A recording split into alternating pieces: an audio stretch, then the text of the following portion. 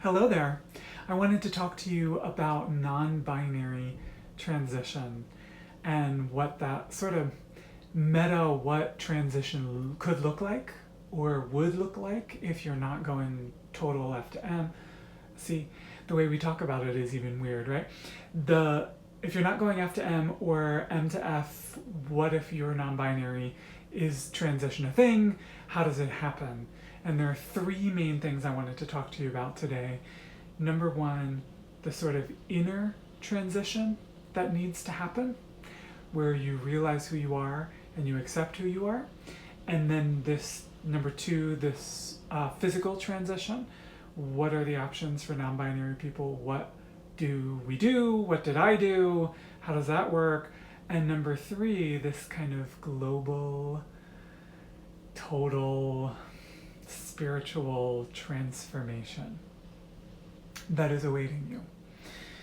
So number one, inner transformation. Back in the day when I was famous, I'm still famous, but when I first started becoming famous on Vine, this was years and years ago, the younger activists, LGBTQ youth activists, were messaging me and commenting and saying, "What are your pronouns? Are you non-binary?" And up to that point, I had heard about it, and I had heard about people using non-binary, pronouns, they, them, and other pronouns, and I didn't ever think that. I did think it was an option for me. I just didn't want to face it. I was at this point in my life where I didn't want to be a burden on other people, and I didn't want to be so special that I had my own pronoun, and stuff like that. And I was having all these thoughts about my low self-worth. I've been Buddhist for about 20 years, and that's been part of my transition, inner transition, to realize, oh, this is who I am. They, them pronouns are appropriate and accurate for me, and I'm going to come out as non-binary, and I'm going to require that people use my pronoun.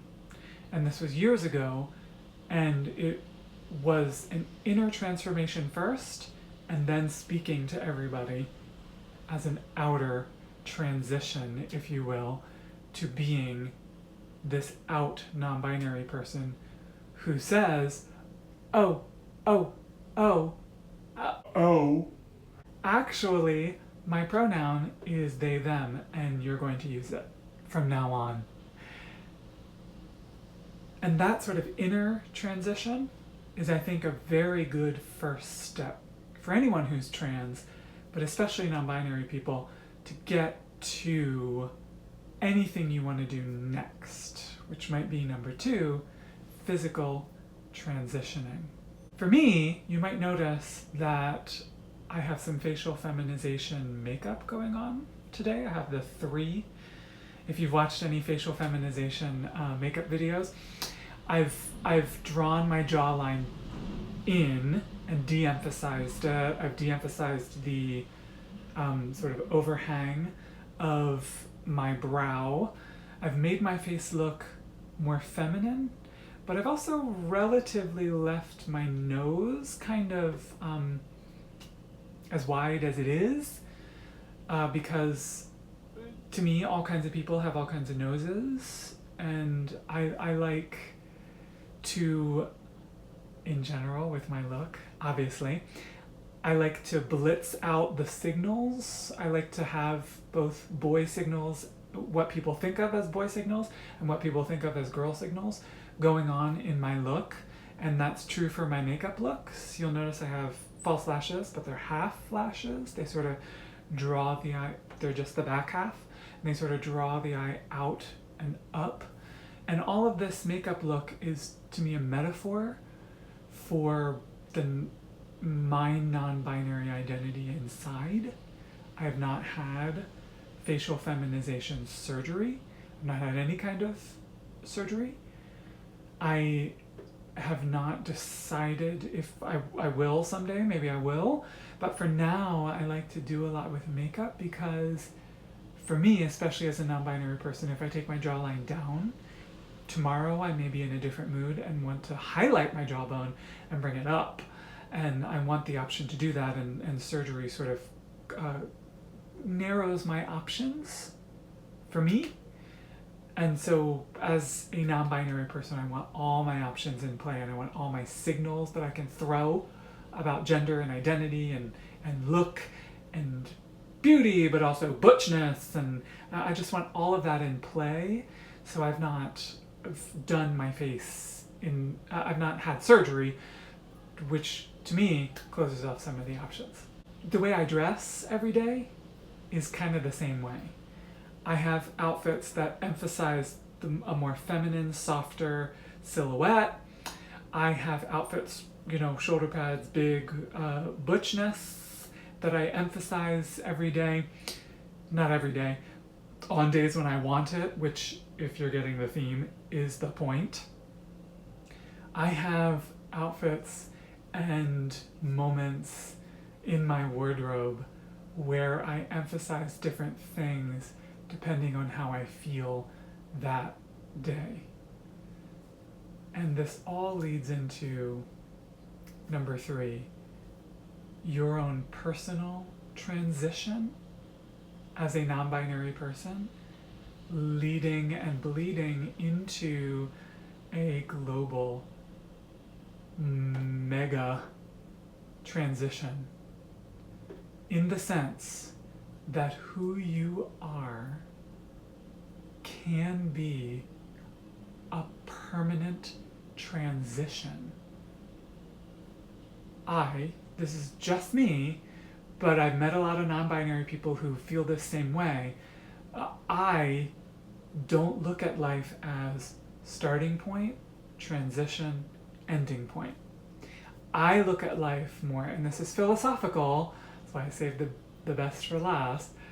This is philosophical for me. I look at life as one transition that keeps going until the day you die, which we all will do at some point. Keeps going and keeps transitioning and keeps, I even hesitate to say keeps refining, right? Because I don't think I'm refining with a goal in mind, right? Just keeps experimenting and keeps playing and keeps having fun and keeps transitioning until that final transition that we'll all get to at some point. But I just wanted to, before we wrap up the video today, I just wanted to emphasize that it's possible to never end, to not have an ending point.